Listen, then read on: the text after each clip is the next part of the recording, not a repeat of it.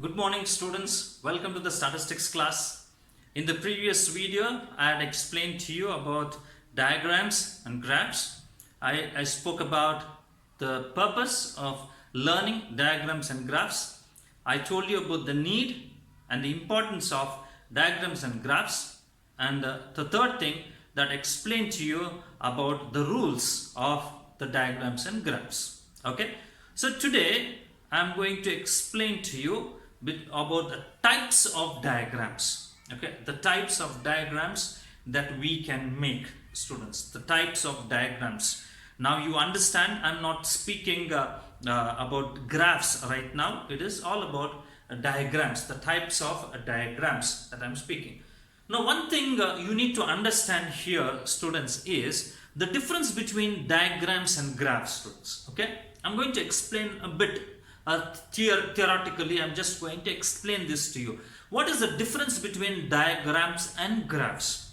Okay, they are both two different entities, students. Okay, so you need to understand what is the difference between them both. Okay, right. The first difference, students, the first difference, you understand this: diagrams can be drawn on any paper. Okay, you understand this. It's very simple. Diagrams can be drawn on any paper, whereas graphs are drawn only on graph sheets. This is the major difference between diagrams and graphs. Okay, diagrams can be drawn on any paper, whereas graphs are drawn only on graph sheets. Okay, this is an important difference. Okay, the second difference we can say is that, right, diagrams are, what you can say, they are only just a numerical data represented with the numerical data. Okay, there is no relationship between any of the variables. There are no variables, only a presentation of the data through some kind of a diagram. But whenever we are doing here, there is some relationship between two sets of data, some variation, some variables will be there, some relationship between the variables we can see some kind of a relationship that we can see. A mathematical relation can be seen in graphs, whereas in diagrams, mathematical relation will never be there. It's only just a mere presentation of the data. Okay, third one is diagrams will be a little bit colorful, students, so they may be attractive. Okay, and whereas frequency, whereas in the graphs they may not be that attractive as diagrams are attractive. Okay, so while comparing like that in attraction wise, diagrams are far better than graphs, students. Okay, right. Then fourth point we can say is that for graphs usually we require frequency distribution. For graphs, we require frequency distribution. For diagrams, it is not necessarily that we should have a frequency distribution. It's just a simple data that is required. Okay. So these are the four important differences between diagrams and graphs. Okay. Number one, diagrams can be drawn on any paper, whereas graphs should be drawn on graph sheet. Number two, okay, diagrams cannot form any relationship between the variables, whereas we can see there is some mathematical relationship in graphs. Okay. Third, diagrams are more attractive than graphs, whereas in the last one is that graphs are being represented only using frequency distribution, but whereas diagrams can be presented with only just data is given, numerical data is given to us. Okay, this is what is the major differences. Okay, there won't be any question as such. I'm only just explaining this to you. Okay, now when it comes to the types of diagrams, students, there are four types of diagrams. Number one is called as one-dimensional diagram, students. Number one is called as one-dimensional diagram. Number two is called two-dimensional diagram. Number three is called three-dimensional diagram. And number four is called pictograms and cartograms, students. Pictograms and cartograms. Okay. What are the types of diagrams? Number one, one-dimensional diagram, two-dimensional diagrams, three-dimensional diagrams, and pictograms and cartograms. Is that clear? Right. One dimensional. Dimensions. Means what? It's in any figures, whenever we are drawing any figures, we need to use some dimensions like length, breadth, volume, area. These are all dimensions, students. Okay. So if ever we are using only one dimension, like only the length is considered, we are not interested in the other dimensions like breadth, like volume, like area. We are not interested. We are only interested in one, the length, the height. Right? That's it. Or we are only interested in the breadth. We are not interested in the length. Any one of the dimension, if we are using it, then it would be called as one-dimensional diagram, students. Okay. So as we have dimensions like length is one dimension, breadth is one dimension, volume is one dimension, area is one dimension. So if ever we use any one of the dimension all the time, only the length for all the diagrams, we only use the length. For us the width is not important, the length is important. So those type of diagrams are called as one-dimensional diagrams. All the bar diagrams, students, all the bar diagrams, okay, they are one-dimensional diagrams. Remember this, all bar diagrams, bar, single bars, okay, right? You see bars, right, horizontal bars or vertical bars or horizontal bars or vertical bars. If you see, those are bars. So those are all one-dimensional diagrams where the length only matters there. The breadth doesn't matter for us. Okay. Number two, two-dimensional diagrams where the length also matters, the length also matters, the breadth also matters, students. The height also matters, the weight also matters for us. You understand? Right? The height and the breadth, width, that matters for us. Height, width, length, breadth, both are needed for that diagram. Such type of diagrams are called two-dimensional diagrams. Okay, where we use two dimensions. Clear? You understood? All the circles, like again area of a rectangle, area of a square, right? All these are called as two-dimensional diagrams. Okay. Then comes about, right, three-dimensional diagrams where we take length also, where we take breadth also, we even take about the volume also, the area also. They are all called as three-dimensional diagrams. Cuboids, right? Those are all, we can speak about that. They are all called as three-dimensional diagrams.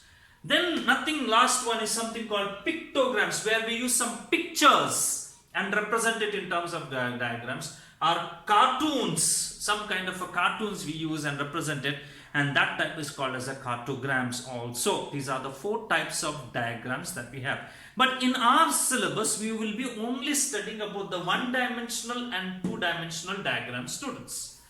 In our syllabus, what are we supposed to study? We will be studying only one-dimensional diagrams and two-dimensional diagrams, students. Okay, so we are not studying in detail about anything about three-dimensional or pictograms, students. Okay, right. Some of the one-dimensional diagrams that you are going to study are called, number one is called as simple bar diagram, students. Simple bar diagram. Remember this? This is one of the type, simple bar diagram. Simple. Only what is data is given to us. Looking at the data, we only have to just draw the bar according to the magnitude of the data. Okay, say for example, our college strength is, in this year it is around 300. In the previous year it was 250. Like that, if you see, in the previous year, that is, imagine 2019, they said it is 250. So we draw a bar of 250.